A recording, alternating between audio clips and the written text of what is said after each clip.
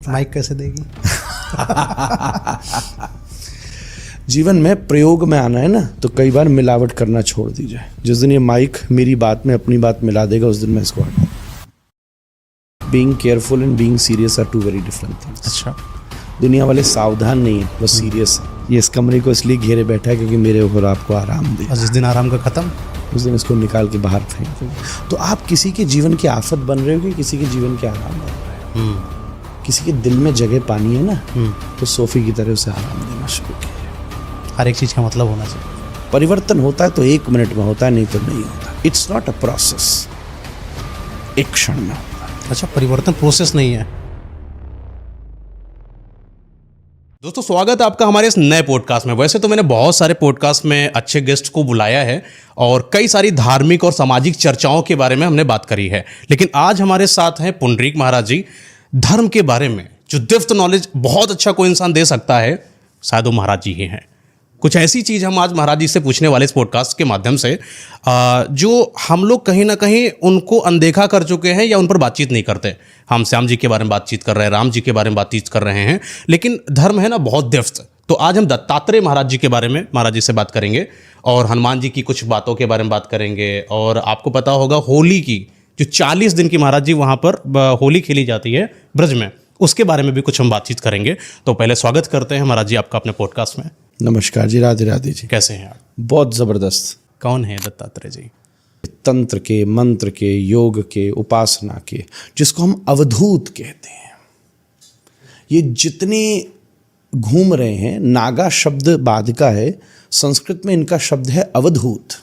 ये कौन है? अवधूत हैं, जिनको न वस्त्र से मतलब, जिन्हें संसार से मतलब।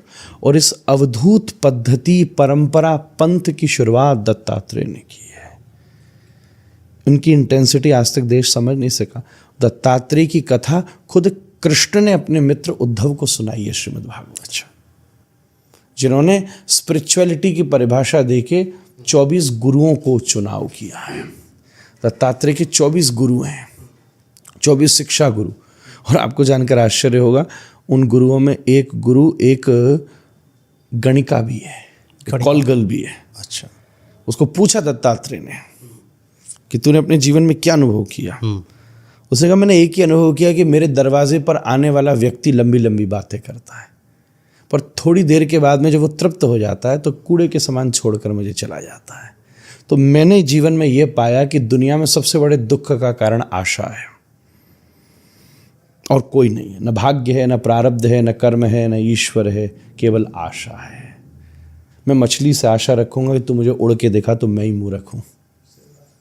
तो दत्तात्रेय ने उस गणिका को प्रणाम किया और कहा, मैं तुझे आज से गुरु मानता हूं। दत्तात्रेय त्रिमूर्ति हैं, वो ब्रह्मा विष्णु महेश से मिले हुए, उनमें तीनों ट्रिनिटी है। तो इतनी पावर इनके अंदर आई कैसे? अत्रि और अनुसूया, ये रामायण में भी राम जी अत्रि और अनुसूया के आश्रम में गए हैं। जब हम रामचरितमानस पढ़ें तो प्रभु श्री राम जब चित्रकूट से गए हैं आगे उस तरफ चले, तो अत्रि, जैसे अलग अलग संतों के आश्रम में गए, भारद्वाज जी के आश्रम में गए जो कि प्रयाग में है, वहीं उन्होंने मार्गदर्शन किया। वाल्मीकि जी के आश्रम में गए। ऐसे ही अत्रि और अनुसूया, ये अनुसूया जो हैं, ये अरुंधति की बहन हैं। और अरुंधति कौन है? वशिष्ठ की पत्नी, जो राम के कुलगुरु हैं। तो ये दोनों मतलब संबंधी हैं, अत्रि और वशिष्ठ। तो एक बार इनमें कई कथाएं आती हैं। एक कथा आती है कि अरुंधति के मन में ऐसी इच्छा हुई कि मुझे ऐसा बालक चाहिए जो शिव की तरह भी हो, विष्णु की तरह भी हो और ब्रह्मा की तरह भी हो। अच्छा, तीनों की तरह हो। और ये इतनी सिद्ध थी कि तीनों देवता इनकी परीक्षा लेने आए। ये भी एक दूसरी कथा है। और परीक्षा लेने की भावना से उन्होंने ये कहा कि हे अरुंधति, हम आपका दूध पीना चाहते हैं, आपका पेय पीना चाहते हैं। बोले ठीक है, आज से मैं आपकी माँ, आप मेरे बच्चे, शिशु बन के गोदी बनकर मेरी गोदी में आ जाओ और मैं अपनी छाती का दूध तुमको पिलाऊंगी। तब तीनों देवता एक रूप में प्रकट हो गए और भगवान ने अपने आप को अत्रि को प्रदान कर दिया। तो इसलिए शब्द बना दत्तम अत्रि। अत्रि को मैंने अपने आप को दिया, इसलिए शब्द बन गया दत्तात्रेय। ओके। त्रय मतलब ट्रिनिटी, जिसमें सृजन भी है, जिसमें संचालन भी है और जिसमें प्रलय भी है। इसलिए नीत्शे ने अंग्रेजी का शब्द बनाया था God, generation, operation and destruction.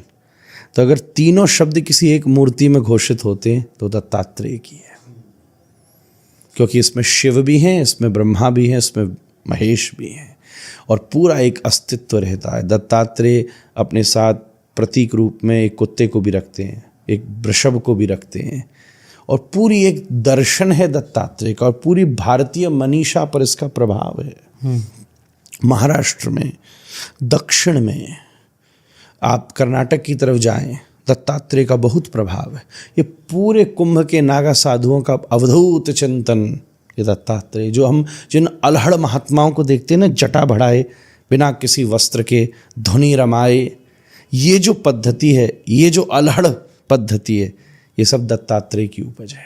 हर एक चीज का मतलब होता है ना, आखिर क्या वजह है? इनकी जो प्रसिद्ध कथा है वही मैं आपको सुना रहा था कि अत्रि और अनुसुईया के यहाँ शिव, विष्णु और ब्रह्मा के रूप में आप प्रकट हुए दत्तात्रेय। और फिर उसके बाद मुख्य इनके जीवन का जो शास्त्रों में वर्णन आता है वो यही आता है कि इन्होंने अपने जीवन में 24 प्रकार के गुरु बनाए। वही इनके जीवन का सबसे बड़ा प्रेरक विषय है, जिसमें मैंने आपको गणिका की कहानी सुनाई। इसमें इन्होंने गुरु बनाया एक कन्या को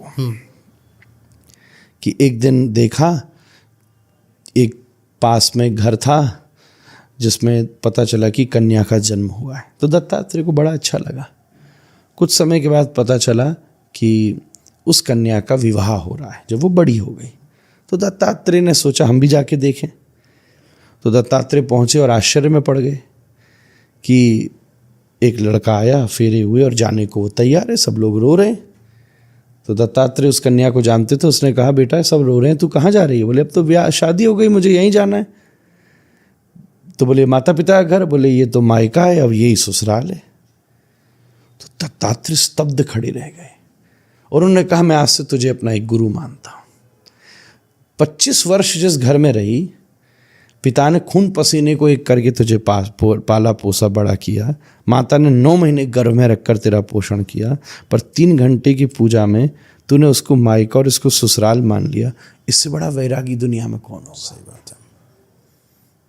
ये दत्तात्रेय की रोचक कहानियां हैं जो उन्होंने पूरे जीवन भर शिष्य बन करके पूरी जगती से, पूरी प्रकृति से, पूरे अस्तित्व से, अपने आसपास प्रत्येक बिंदु से अपने जीवन में शिक्षा ग्रहण कर ली। ये दत्तात्रेय की रोचक कहानी है। अगर आप सीकर हो, 2 चीज़ें होती हैं, लर्नर और सीकर। लर्नर का मतलब तो ये होता है जहाँ सीकिंग भी सीखनी पड़ती है, पर सीकर उसको कहते हैं जो अपने आसपास प्रत्येक वस्तु से सीख सकती है, बेटर ऑब्जर्व कर सके। अब ये लाइट भी तो आपको बहुत कुछ सिखा रही है अगर आप सीखना चाहो। आपके प्रकाश के सामने का जो अवरोध है ना, हमें उस लाइट को ये लग रहा है कि ये कपड़ा मेरे जीवन का अवरोध है, पर ये उसका अवरोध ही हम लोगों को उसे सहन करने दे रहा है। तो आपके जीवन में कभी बहुत सारे पर्दे पड़ते हैं, आपके जीवन में बहुत सारी अवरोध आते हैं, आपके जीवन में बहुत सारी रुकावटें आती हैं जिन्हें आप अपनी असफलता मानते हैं, पर मानिएगा कि आपके जीवन का वो अवरोध ही समाज में आपके अस्तित्व को कायम रख रहा है। शिक्षा तो आपको माइक भी दे सकता है अगर आप चाहो तो, शिक्षा तो सोफा भी दे सकता है। माइक कैसे देगी? जीवन में प्रयोग में आना है ना, तो कई बार मिलावट करना छोड़ दीजिए। जिस दिन ये माइक मेरी बात में अपनी बात मिला देगा उस दिन मैं इसको हटा दूंगा। जिस दिन ये अपनी आवाज़ करेगा उस दिन मेरे काम का नहीं है, जिस दिन ये मेरी आवाज़ करेगा उस दिन तक मेरे काम का है। इसलिए अपने जीवन में ईश्वर के माइक बन जाइए। आजकल हम ईश्वर के माइक नहीं, हम अपने माइक, हम अपनी आवाज़ कर रहे हैं। पर अगर आप जिस दिन उस अस्तित्व के मैकेनिज्म बन गए तो उसका क्या बात होगी, उसका क्या कभी देखा पुराने समय में नेता जब होता था तो जिस कंपनी का साउंड लगता था उसके आगे इतना बड़ा बैनर लगा रहता था। हाँ। और वो साउंड वाली कंपनी अमर हो जाती थी। आपका माइक भी शोर हल्ला करता रहता, इतना दिखाता हर पॉडकास्ट में आगे। और ये फेमस इसलिए क्योंकि मेरी आवाज़ ठीक से दे रहा है। तुम्हारा नाम भी तभी ठीक से चलेगा जब ईश्वर की आवाज़ तुमसे आने लगेगी। अपने जीवन को ना ऐसा बनाइए, आप किसी के यहाँ तब जगह घेर सकते हैं जब आप उसके लिए आराम का साधन बन जाए। ये इस कमरे को इसलिए घेरे बैठा है क्योंकि मेरे और आपको आराम दे। और जिस दिन आराम का खत्म, उस दिन इसको निकाल के बाहर फेंक दोगे। तो आप किसी के जीवन की आफत बन रहे हो कि किसी के जीवन के आराम बन रहे हो? किसी के दिल में जगह पानी है ना, तो सोफी की तरह उसे आराम देना शुरू कीजिए। हर एक चीज़ का मतलब होना चाहिए। ये दत्तात्रेय है। महाराज जी, एक स्टोरी जहाँ तक मुझे कनेक्ट कर रही है, जब आपने गणिका के बारे में बताया, वैश्य के बारे में, तो इनका एक ऐसा सीन था कि इनके पास एक शायद नंगाड़ा ढोलक सा लगा रहता था और कोई भी जाता था तो जब मारता था कुछ असरफी देता था। ये क्या है, थोड़ा डेप्थ बताइए इसके बारे में। एक पिंगला नाम की गणिका थी जो नगर वधू थी और उस समय के अस्तित्व में बहुत, जैसे बुद्ध के जीवन में आम्रपाली की घटना सुनाई देती है, आम्रपाली ऐसी नगर वधू थी कि बड़े बड़े राजा महाराजा उसके चरणों में बैठा करते थे। उसी प्रकार से एक पिंगला नाम की गणिका थी। तो दत्तात्रेय सामने से जा रहे थे, बड़ा भारी हवेली बनी थी, लोग बड़े सारे सभ्य खड़े थे। बोले पता नहीं क्या मेला लग रहा है, चल के देखते। जो सीखना चाहता है वो संकोच नहीं करता। तो देखा एक बड़े भारी शहर के बड़े सभ्य लोग एक खिड़की के नीचे खड़े होकर ऊपर ताक रहे, कागज कलम हाथ में लगा हुआ है, बहुत पढ़े लिखे लोग हैं। दत्तात्रेय ने पूछा क्या कर रहे हैं आप, ये क्या है? बोली नहीं, पिंगला इस खिड़की में से झांकती है और मुस्कुरा कर देखती है, कभी अपने केशों को सुखाती है, तो उसकी ब्यूटी बहुत इंस्पायरिंग है।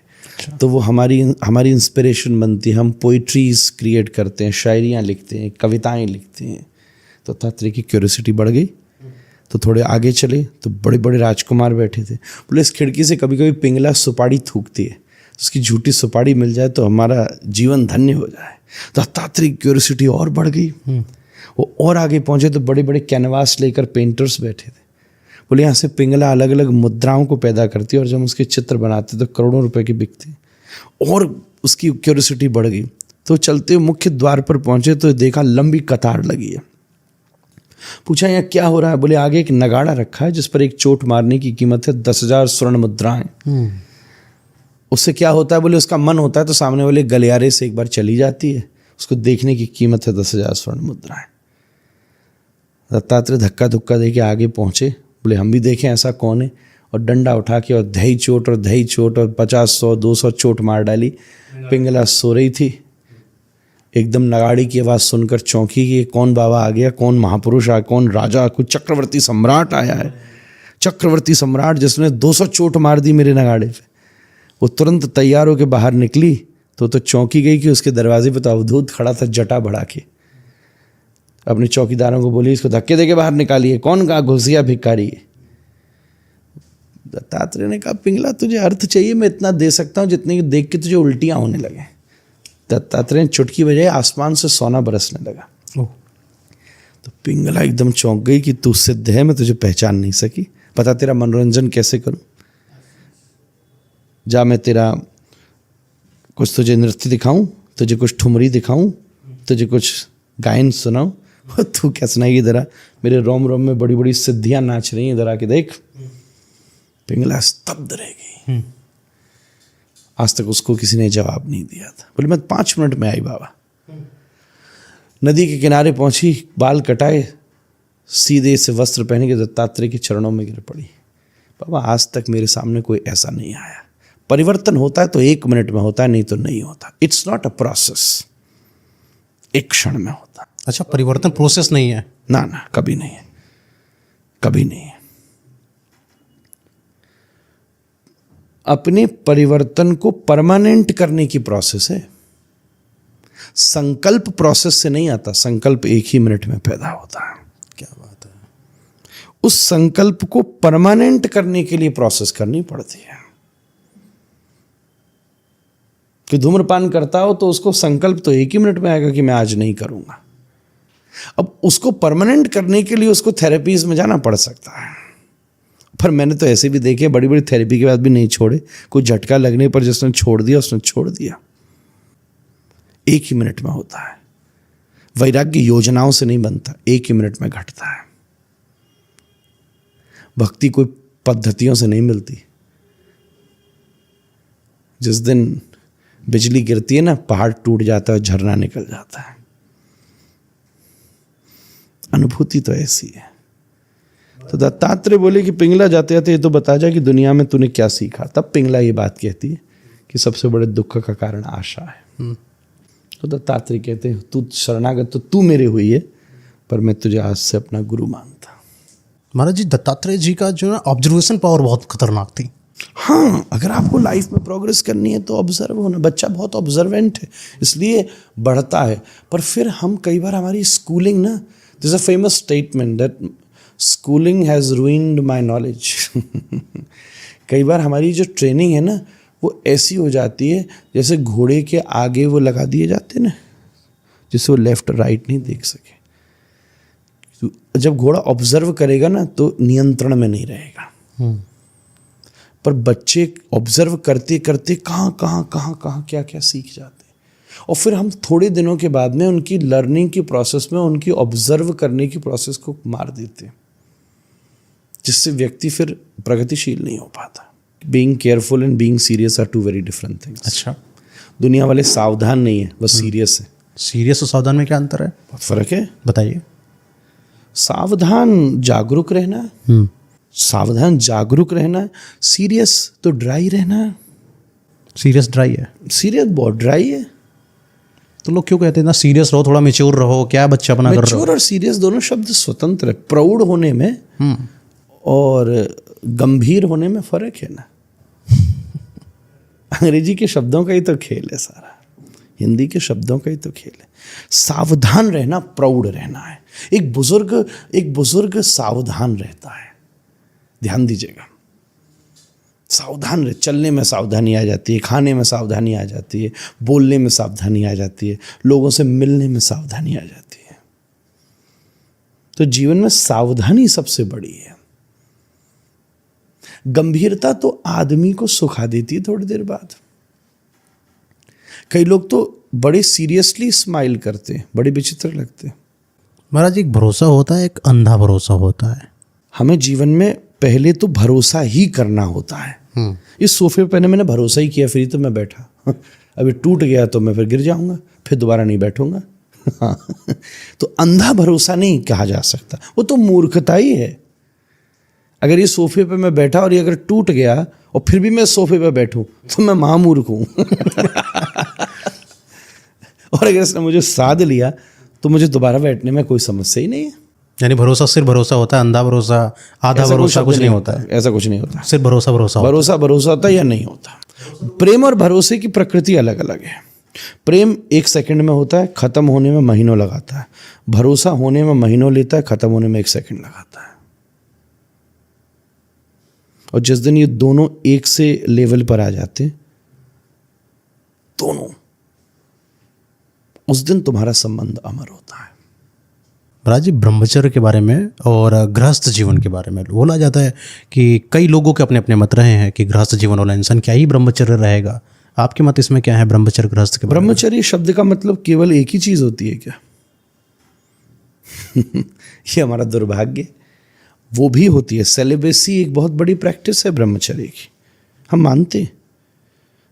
आपके शरीर से जो भी निकलता है उसमें केवल एक वीर्य ही ऐसा है जो जीवित तत्व है, और सब तो मल है।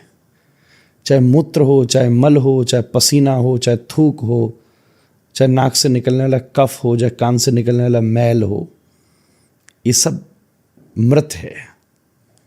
एकमात्र वीर्य ऐसा है जो जीवित है और बहुत लंबे समय तक जीवित रहता है, ये तो विज्ञान कहता है। और उसमें अनंत जीवाणु है। वही तुम्हारी लाइफ की ऊर्जा है, क्योंकि तुम बने ही उससे हो। तो उसको तुम जितना धारण करते जाओगे, हम बोलते हैं ना ऊर्ध्वगमन, ऊर्ध्वगमन। हमारे शरीर के सबसे निचले स्तर पर वीर्य स्टोर होता है और धीरे धीरे वो क्या होता है, नीचे से ही हम उसको रिसाते रहते हैं। पर धीरे धीरे अगर उसको साधा जाए श्वासों के माध्यम से, त्याग के माध्यम से, संकल्प के और सबसे बड़ी बात कहूं गुरु कृपा के माध्यम से, तब वो धीरे धीरे ऊपर की तरफ चढ़ता है। और जब वो बुद्धि तक पहुंच जाता है ना, उसी को कहते हैं कुंडली जागृत होती है। फिर वो व्यक्ति सबका, वो तो शिव हो जाता है। फिर तो शिव हो जाता है। क्या गृहस्थ और ब्रह्मचर्य एक साथ हो सकते हैं क्या? क्यों नहीं हो सकते? कैसे हो सकता है? तो आप अपने गृहस्थ में रहते हुए प्रत्येक संबंध में जब ईश्वर का अनुभव करते हैं, छोटे बच्चे को नवा रही हो मैया, अपन सुपाड़ी में गणेश जी को बिठाते हैं, पूजा के बाद विसर्जन कर देते हैं, कलश में देवता को बिठाते हैं, पूजा के बाद विसर्जन कर देते हैं, बच्चे को नहला रही हो, कृष्ण को बुलाए उस समय, आ प्रभु तू घड़े में आ सकता है, तू मूर्ति में आ सकता है, तू सुपाड़ी में आ सकता है, तो थोड़ी देर इसमें आ, और फिर मज़े से नहलाए और मज़े से खिलाए। हाँ, जब गाल पे चमीटा मारे तब उस समय भूल जाए। तो पत्नी में थोड़ी देर के लिए तुम देवी का दर्शन कर सकते हो ना, ये ब्रह्मचर्य है। पति में तुम परमेश्वर का दर्शन कर सकते हो ना, ये ब्रह्मचर्य है। पिता में तुम शिव का दर्शन कर सकते हो ना, ये ब्रह्मचर्य है। पुत्र में तुम कृष्ण का दर्शन कर सकते हो ना, ये ब्रह्मचर्य है। कई बार प्रलोभन और ईमानदारी के पीछे जब चॉइस आती है, और जिस दिन तुम्हारा भाई तुम्हें कहता है लालच नहीं, हमारे एथिक्स बड़े हैं, उस दिन राम का दर्शन कर सकते हो ना, उसमें ये ब्रह्मचर्य है। ऐसे ब्रह्मचर्य होता है गृहस्थ में। क्या डिफरेंस है मॉडर्न वेस्टर्न में? मॉडर्न होने का मतलब होता है समय, वर्तमान समय की गति से चलना, और वेस्टर्न होने का मतलब होता है पश्चिम के विचार से चलना। वेस्टर्न होने का मतलब होता है कि हिंदी बोलने वाला मूर्ख है, इंग्लिश बोलने वाला विद्वान है, ये वेस्टर्न है। और वर्तमान समय में कम्युनिकेशंस, विज्ञान, विचार, इन सबको आगे लेके आने वाला मॉडर्न है। एक आचार्य और गुरु आपके साथ में सोफे पे बैठ के ज्ञान की चर्चा कर रहा है, ये मॉडर्न है। नहीं तो हाँ, अर्जुन भी नीचे बैठ गया था जब कृष्ण बोले थे। तो परीक्षित जैसा चक्रवर्ती सम्राट भी सुखदेव के चरणों में बैठ गया था जब सुखदेव बोले थे। तो समय बदला, हम भी बदले, पर पश्चिमी नहीं हुए। ऑक्सफोर्ड से पढ़ने के बाद भी धोती पहनने में मजे लेता हूँ। थोड़ा बताइए कि क्या शादी, ओपन मैरिज और इतना एक्स्ट्रा रिलेशनशिप जैसा कि आपने नाम ही लिया, फिर उसमें कुछ और टर्म्स आ जाते हैं, मॉडर्न बेंचिंग, ऐसे बहुत सारे टर्म्स हैं। वो सब डिप्रेशन में सब डिप्रेशन में विचारों को कुछ मिल ही नहीं रहा है। अगर कनेक्शन बॉडी की जगह मन से हो तो और लंबा चलता है, बुद्धि से हो तो और लंबा चलता है। एक शरीर दूसरे शरीर को 7 महीने से ज़्यादा नहीं भोग सकता। एक मन दूसरे मन को 7 साल से ज़्यादा नहीं भोग सकता। एक बुद्धि दूसरी बुद्धि को 70 वर्ष से ज़्यादा नहीं भोग सकती। पर एक आत्मा दूसरी आत्मा को 7 जन्म तक भोग सकती है। इसलिए हमारे यहाँ 7 जन्म का शपथ दिला के 4 परिक्रमा लगाई जाती है। पहली परिक्रमा शरीर की, दूसरी परिक्रमा मन की, तीसरी परिक्रमा बुद्धि की, चौथी परिक्रमा आत्मा की। पर बेचारे मूर्ख पहले में ही फंसे हैं, तो क्या करेंगे? Have you ever felt a deeper connection? ऊपर ही ऊपर है। महाराज जी, कुछ आपने नोटिस करा जो वेस्टर्न चीज़ें अपने इंडियंस में ज़्यादा अप्लाई कर रहा है समाज? हम तो बोले ना आपको, उसके पीछे बहुत बड़ा कारण हमारी एजुकेशन है। एजुकेशन अब जाके अपग्रेड हो रही है। देश अब अपने आप को वैदिक बोलने की कोशिश कर रहा है। आज मीडिया पे हाईलाइट हो रहा है धर्म, कुंभ पर बात हो रही है। आप किसी धोती वाले को बुला के पॉडकास्ट कर रहे हैं, आज से 10 साल पहले तो नहीं कर सकते थे। आपको रूढ़िवादी कह दिया जाता, आप तैयार भी होते तो। तिलक लगा लिया, पर हाँ, आप ये क्या कर रहे हो? 10 वर्ष पहले जो शर्म खाते थे वो बढ़ चढ़ करके जय श्री राम बोलने को तैयार है। मजे की बात यह है कि सब कोल्ड प्ले मंच पे बोलता है जय श्री राम। मुझे तो कल ही पता चला, ये लड़कों ने दिखाया वीडियो, मैंने मजा आ गया भाई। यही तो मजे की बात है। शिक्षा ने हमें पश्चिम की एक विचार आया ना कि वाह, शिक्षा चाहिए ना। कुछ नहीं, देख दुनिया में ना 3 प्रकार के लोग होते हैं। 5% बिल्कुल अच्छे, 5% कुछ भी सुना दो ने बिल्कुल खराब, और 90% उनमें से एक को फॉलो करते हैं। किसी कुछ नहीं पता। बड़ी शादी बारात डीजे पे पंजाबी गानों पे भयंकर नाचने वाले लड़के को रोक के पूछना है कि इसका मतलब क्या है जो लाइन गाई जा रही है। कुछ नहीं पता होगा उसको, बस चल रहा है। दम दम दम दम दम पे मजा ले रहा है। इसलिए तो मैं बोला 90% उन दोनों में से पीछे फॉलो कर रहे, फॉलोअर ज़्यादा है। अच्छा, जब बात आती है साधु संतों की बात आती है, तो उन्होंने अपने आप को ना थोड़ा सा सीमित रखा कि मुझे समाज के अंदर अपने वेद को अगर बताना है तो मुझे इतना मॉडर्नाइज होने की नीड नहीं है। लेकिन आपने उस चीज़ को अंडरस्टैंड करा कि अगर मॉडर्न नहीं होंगे तो बच्चों को समझाएंगे क्या। शायद कुछ ना कुछ तो मेंटालिटी रही होगी कि ना मैं इसलिए मॉडर्न बन रहा हूँ क्योंकि मुझे ये चेंज लाना है समाज के अंदर। आपने कभी नोटिस करा मैं सभी कुछ संतों का सम्मान करता हूँ, सबकी अपनी अनुभूति है, सब मुझसे बड़े हैं, पर मैंने ये बड़ों से सीखा। मैं तो अब बोल रहा हूँ, मेरे बाबा तो आज से 70 वर्ष पहले शेक्सपियरियन इंग्लिश बोला करते थे, बड़े बड़े धर्म समाज में सन्यासी होते हुए भी। मैंने ये समझा भैया कि अगर एक बार की चीज़ से ही सबको पता चल जाती तो भगवान को भी बार बार आने की ज़रूरत नहीं पड़ती। त्रेता में भी भगवान आ रहे हैं, सतयुग में भी आ रहे हैं, द्वापर में भी आ रहे हैं, कलयुग में भी आ रहे हैं। एक ही चीज़ को बार बार आके क्यों बता रहे हैं? उस समय के अनुसार उसको रेलेवेंट करने के लिए। बोलते महाराज जी कलयुग में हनुमान जी हैं, सदा है, हवा है हनुमान जी। तो ये कैसे घूम पाएंगे रहे हैं। हनुमान जी को पाने के लिए क्या करे कलयुग में वो भी इंसान? राम का होना पड़ेगा। अच्छा, राम जैसे होगे तो हनुमान साथ होंगे, किसी और के साथ रहे। हनुमान जी कितनों से मिले। राम जैसे होने का मतलब क्या है? राम जैसे होने का मतलब है धैर्यवान होना, गंभीर होना। राम जैसे होने का मतलब क्या है? कमिटेड होना। राम जैसे होने का मतलब क्या है? वैल्यूज़, आपके जीवन में एथिक्स, आपके घर में रहने वाली स्त्री को प्रसन्न रखना, अपने पिता की आज्ञा के लिए वन में चले जाना। पर देखिए हनुमान जी संग संग डोले, बाप की सुन नहीं रहे, घर वाली से बन नहीं रही, और कह रहे हनुमान जी संग घूमे। कहाँ से घूमेंगे? उनका स्वभाव ही नहीं है। हो सकता है कि आपने ज़्यादा ही कोई लोभ लालच दे दिया, पाठ कर दिया, थोड़ी देर आके कर जाएं, पहले आपसे एक लाइन के पेन किलर मिल सकता है, ट्रीटमेंट नहीं हो सकता। ट्रीटमेंट नहीं। बड़े से बड़ा तंत्र मंत्र कर लीजिए, पेन किलर मिल सकता है, ट्रीटमेंट नहीं हो सकता। अच्छा महाराज जी, वैसे तो बहुत सारे क्वेश्चन, बस एक लास्ट क्वेश्चन केवल मन में है, बस जो होली आ रही ब्रज में 40 दिन वाली, श्री कृष्ण का ये होली उत्सव इक्वालिटी का फेस्टिवल है। तुम्हारा जो रंग हो, तुम्हारा जो वर्ण हो, किसी को नहीं पता। अब तो हमारे रंग में तुम रंग गए, सब पीले, सब नीले, सब काले। कोई नहीं पता कौन ब्राह्मण, कौन वैश्य, कौन क्षत्रिय, कौन शूद्र। कोई नहीं पता कौन गृहस्थी, कौन सन्यासी, कौन ब्रह्मचारी। कोई नहीं पता कौन इस धर्म का, कौन उस धर्म का, कौन अपना, कौन परा। कोई नहीं पता कौन बिहारी, कौन गुजराती, कौन गढ़वाली, कौन उत्तर प्रदेशी, कौन बनारसी, कौन अवधी, कौन लखनवी। सब समान हो गए। श्री कृष्ण ने सबको एक रंग में रंग दिया। व्रज की होली, जग होरी व्रज होरा। सब जगह होली होती है, व्रज में होरा होता है 40 दिन का। श्री कृष्ण शुरू करते हैं, नंदगांव के लोग आवाहन करते हैं। ठाकुर जी को होली खेलने में इतना सुख मिलता है, क्योंकि जीवन में विधियां बहुत अच्छी हैं, पर कई बार इतनी विधियों में नहीं फंसना चाहिए कि जीवन में से निधि चली जाए। श्री कृष्ण उन सभी से ऊपर उठकर होली खेलते हैं। कहते हैं कि उस होली में श्री कृष्ण जी भी आते हैं होली खेलने। बिल्कुल, श्री कृष्ण तो व्रज में सदा ही रहते हैं, पर भगवान को इतना चाव है कि किसी न किसी ग्वाले के भीतर ऐसा ऊर्ध्वंग आता है कि लगता है कि आज श्री कृष्ण स्वयं ही चले आए। उनको इतना चाव आता है कि सब मिल जाते हैं, क्योंकि भगवान को सम दृष्टि में अच्छा लगता है ना। शास्त्र का शब्द है समभूमिकत्व, सम। जब इक्वलिटी समाज में आती है तो योग ऊंचाई पर पहुंचता है। सिया राम मैं सब जग जानी, करहूं प्रणाम जोरी जुग पानी, गोस्वामी जी ने कहा। तो होली जो है वो समत्व दे देती है, आयु का भी भेद खत्म कर देती है। आज तक असली बेटा बाप के पैरों से ऊपर नहीं उठा, पर होली वाले दिन उसके गाल पर भी गुलाल लगाने में शर्म नहीं खाता। आयु का भेद भी खत्म कर देती है। ये जो समत्व है, ये श्री कृष्ण को खूब मस्ती देता है।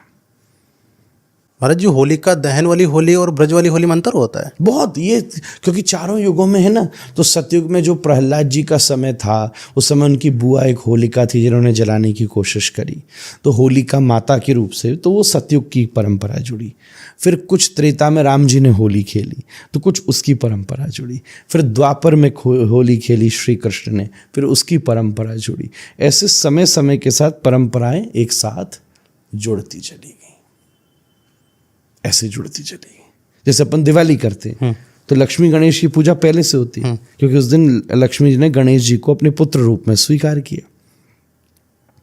फिर उसमें राम जी आ गए तो फिर दिए जलने लग गए। तो एक घटना वो, एक घटना वो। फिर तीसरी द्वापर में उस दिन भगवान श्री कृष्ण ने नरकासुर का वध किया, इससे नरक चौदस होती है। और अगले दिन लोगों ने दिवाली बनाई और भगवान ने गिरिराज जी उठाए, गिरिराज पूजन होता है। तो समय के साथ एक विशेष पर्व पर समय समय पर पर्व जुड़ते चले गए और हमने उन सब को मिला के सेलिब्रेट किया। इस प्रकार से उत्सवों का सृजन होता है। तो होलिका दहन सतयुग से आई। फिर राम जी ने रंगों के साथ होली खेली, पर मर्यादा से खेली। फिर उसके बाद श्री कृष्ण ने मौज से खेली सबने खेली। और वर्तमान समय में होली समाज में एक समत्व बोध का सबसे बड़ा उत्सव है। महाराज जी, आपको जैसे नहीं लगता पहले के ज़माने में जो होली होती थी उसका एक अलग ही मज़ा होता था, लोग खेलते थे। अब धीरे धीरे वो उत्सव में जो कमी देखने को मिल रही है, शायद हम लोगों को हमारे उत्तर प्रदेश लखनऊ में तरफ देखने को मिलती है। आपको लगा कि ब्रज में कभी ऐसा कमी जैसा या अभी तक तो नहीं आई है, पर थोड़ा थोड़ा कहीं कहीं तो ऐसा प्रतीत होता है और नहीं आनी चाहिए। हाँ, क्या लगता है इंसानों को उसके दिमाग फिर रहा पीछे है? कई सारी चीज़ें हो गई। एक तो देखो, कारण जो था, हम लोग कोई चीज़ जब अपने को समझ आती है ना तो हम उसका सुख लेते हैं। बात समझिएगा, अपन को कुछ चीज़ समझ ही नहीं आएगी तो अपन को मज़ा ही नहीं आएगा उसका। तो पहले व्यक्ति उत्तर प्रदेश का, इधर का, यहाँ के फोक संगीत से जुड़ा हुआ था, तो उनको उस फोक संगीत में मज़ा आता था। शादी ब्याहों में कितना लोकगीत होता था, बहनों को, अपन लोगों को मज़ा आता था। धीरे धीरे ख़त्म हो गया तो उसका विकल्प आ गए, बड़े बड़े बैंड बाजे बज रहे हैं, है ना। गुजरातियों की शादी में भी पंजाबी म्यूज़िक बज रहे हैं, हमारे यहाँ भी गुजराती म्यूज़िक बन रहे हैं। तो फोक ख़त्म हो गया। होली की परंपरा फोक म्यूज़िक से जुड़ी थी, तो उसके ख़त्म होने से उसका चाव कम हुआ। फिर दूसरी बात यह है कि रंग कहाँ, घरों में बहुत समय से, अभी बरसाने में टेसू के फूल को कढ़ाई में उबाल उबाल के, इसलिए तो 40 दिन हो जाते हैं। पहले अपन उस रंग को बना तो गए बाजार से 10 रुपया दिया, लेके आया, उसमें पता नहीं केमिकल क्या है, फिर उसको रंग ऊपर डालते हैं, फिर ख़राब होता है। तो इन सब कारणों की वजह से जब उसका उत्साह कहीं ना कहीं कम होता जाता है, तो किसी भी उत्सव में हम उसका फोक म्यूज़िक, फिर उसके रंगों की विधा, इन सब को जोड़ते जाते हैं तो उसका चाव बढ़ता जाता है। अच्छा, जैसे कोई हम लोग घर जाते हैं ब्रज में और होली खेलने जाते हैं, कुछ चीज़ों का ध्यान रखना चाहिए, आप बताएंगे? हाँ हाँ, बिल्कुल ध्यान रखिए। कहीं मर्यादित स्थानों पर जाइए। आजकल बहुत सारी जगह गड़बड़ भी हो जाती है। हम लोग क्यों जा रहे हैं, हम वहाँ लोगों के साथ खेलने मत जाइए, ठाकुर जी के साथ खेलने जाइए। यही सबसे बड़ी सावधानी है। नहीं तो कई बार कहीं कुछ दुर्घटना हो जाए, कोई भीड़ में हम चले गए, थोड़ा सा कोई मद्य पदार्थ हम नहीं लें, ये ध्यान रखें। और पवित्रता से, सात्विकता से, संतों के आश्रय में होली खेलें। और नहीं तो आप दिल्ली, बम्बई, लखनऊ खेलिए, यहाँ इससे ज़्यादा ऊधम मिलेगा आपको। वहाँ तो भक्ति में होली खेलिए। मेरे को ऐसे सबको सलाह देनी है। वेशभूषा का भी ध्यान रखिए, प्रेम से, भक्ति भाव से डूब करके होली खेलिए, तो आप सुरक्षित भी रहेंगे। नहीं तो फिर ज़बरदस्ती कहीं कुछ झंझट हो, आपके ऊपर बात हो, किसी और के ऊपर बात हो, सब जगह आजकल गड़बड़ें होती हैं। हम खुद ही अपने आप को बचा सकते हैं।